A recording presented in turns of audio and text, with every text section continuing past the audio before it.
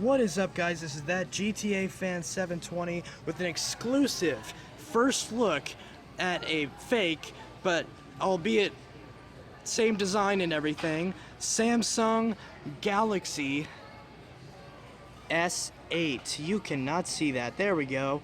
We have the new Galaxy S8. It releases today. It's the brand new phone from Samsung, their newest flagship device. But yeah, I never really got coverage of another Samsung phone, but this is brand new. And if you guys want to know some things about the S8 after I've held one hands-on, obviously you want to go to a full review from someone like Mr. Mobile. Now the Galaxy S8 is pretty much the newest phone that you can get, and there's a lot of great features that the S8 has, and of course many of these features are something that you've probably heard of in the past. Anyways, the Galaxy S8 has pretty much a lot of pretty good features. Many of them carry over from the S7, many from the Note 7, and many are brand new. Iris scanning, USB Type-C, a headphone jack, the new Infinity display, and so many other things. The design is very similar to the Galaxy Note 7, as you can see in this photo. They both have the symmetrical design, although of course the S8 is lacking the S Pen, which will obviously come in this later year's Galaxy Note 8. The Galaxy S8 and S8 Plus are pretty much identical, unlike last year's S7 and S7 Edge, and even more so than the 7 and 7 Plus iPhones. They're literally the exact same phone, minus the S8 has a bigger display and a bigger battery, of course. There are many features besides that, but you know, most of them are pretty much just gimmicky, and most of them don't really actually matter. And please excuse my fingernails in this, but I'm essentially holding this phone, and it feels nice. It's a good phone. I have used some of my friends' Galaxy S8s. They seem to get unnecessarily warm. Although, I mean, I guess that probably means that the battery is working a little bit harder, and I guess it's better that the battery actually gets warm as opposed to catching on fire, so that's a good thing.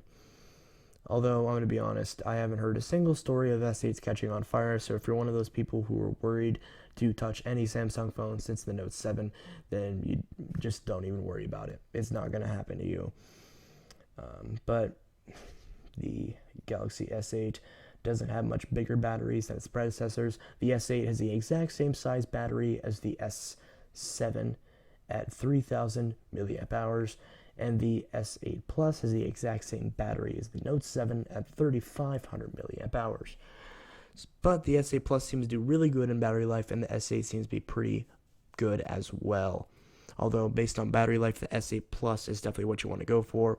For terms of regular usability, definitely the regular S8, considering that the screen size is just about the perfect size, even for a person like me who always likes the big Note-style phones.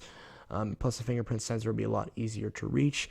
Even if you honestly don't give a crap about the fingerprint sensor, it's better to have it at least in a good location.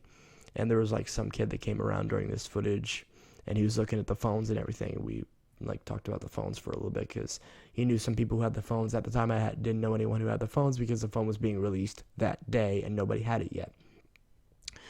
But yes, the Note 7 and the S8 are very similar. If you still have a Note 7, is it worth the upgrade from the S8 Plus? I would say no.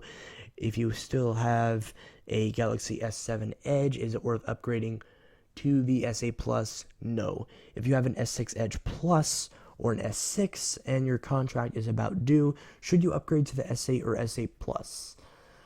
I'm going to be honest, not really, unless you are really just struggling, because obviously that S6 is pretty old.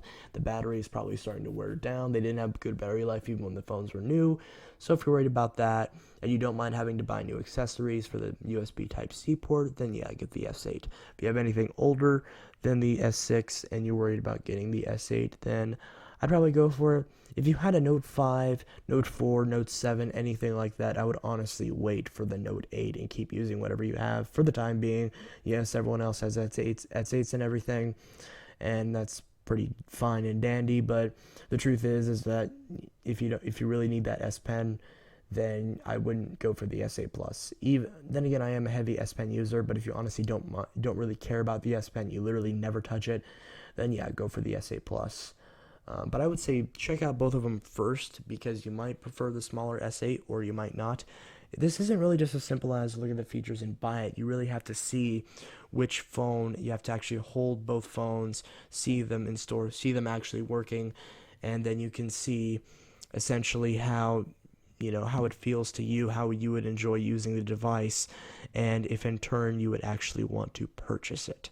Anyways, this is that GTA Fan 720 signing out. I hope you guys enjoyed my comprehensive first look and review of the Samsung Galaxy S8 and its comparison to the Galaxy Note 7 and S7 Edge.